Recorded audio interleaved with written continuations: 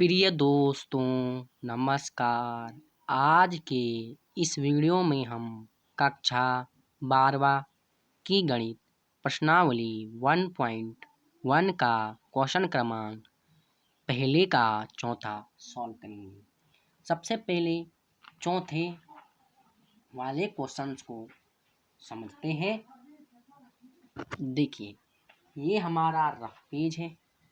यहाँ पर लिखा है समस्त पूर्णांकों के समुच्चय z में r x y x minus Y एक पूर्णांक है। अब आपको पता होना चाहिए समस्त पूर्णांकों के समुच्चय z। यहाँ पर z का अर्थ क्या है पूर्णांक, तो आपको पता है z क्या है। यह z पूर्णांक संख्याओं को दर्शाता है। पूर्णांकों में 0, 1, 2, 3 और -1, -2, -3 ऐसी संख्याएं आती रहती हैं। यह आपको पता चल गया होगा। अब यह तो पूर्णांकों का समुच्चय हमारे पास इस प्रकार से बन जाएगा। अब इस सवाल को अब सॉल्व करते हैं। तो हमने कहा था 12वीं कक्षा में हमारे पास केवल एक ही समुच्चय दिया होगा। यहाँ पर वह समुच्चय है z। यहाँ भी हमें z दिया होगा,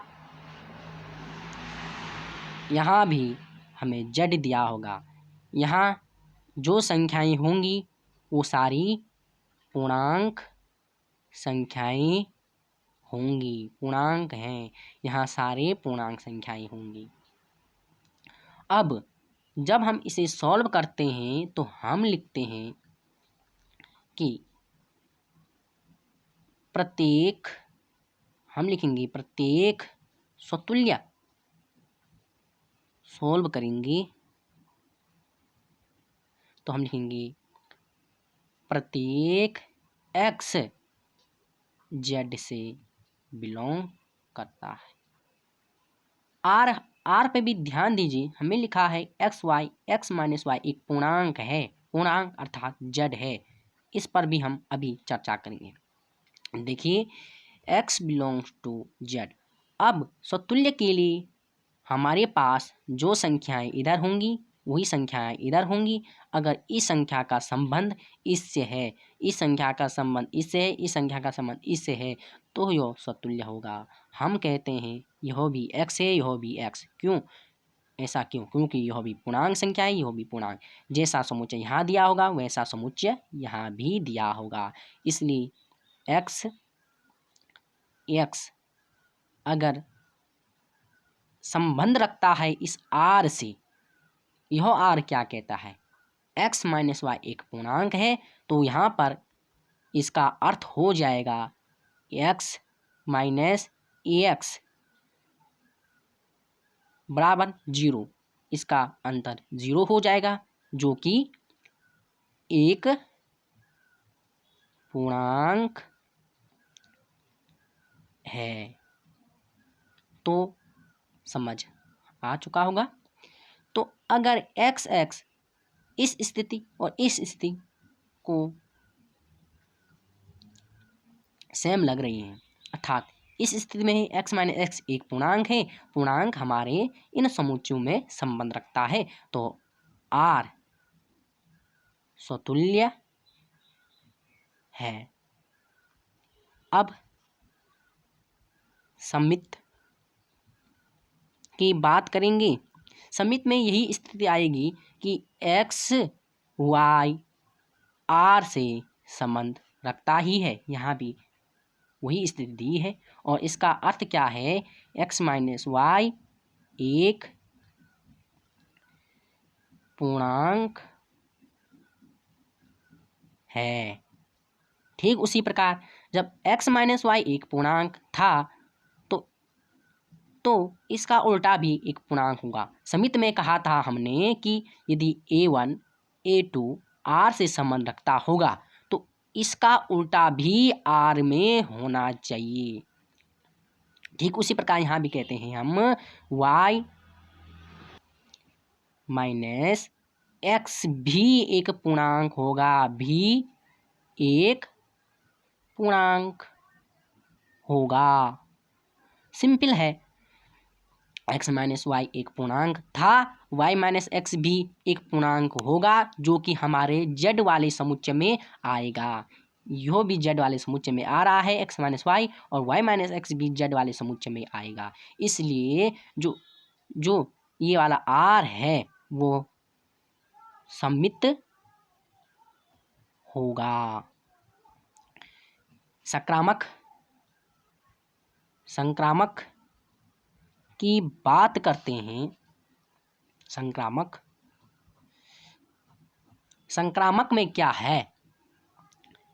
संक्रामक में यह है, अगर x y संबंध रखता है r से, तो इसका अर्थ हुआ x माइनस वाई एक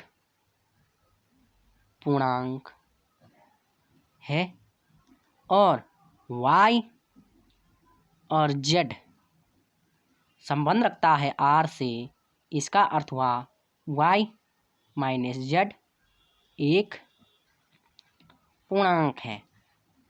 तब संक्रामक की स्थिति क्या थी? कहा था हमने, यदि a1 a2 संबंध रखता है r से, तो a2 और a3 संबंध रखता है r से, तो a1 और a3 भी संबंध रखना होना चाहिए r से। ठीक उसी प्रकार x और z भी संबंध रखना होना चाहिए r से, लेकिन हम इसे डिटेल में करेंगे। हम कहेंगे दोनों ही पूर्णांक हैं, पूर्णांकों का योग भी एक पूर्णांक होगा। तो इन्हें हम जोड़ेंगे, क्योंकि दोनों को जोड़ने पर हमें एक ही पूर्णांक मिलेगा। तो x minus Y plus Y minus Z एक पूर्णांक होगा। तो आगे सॉल्व करते हैं। ये y से y कट जाएगा, तो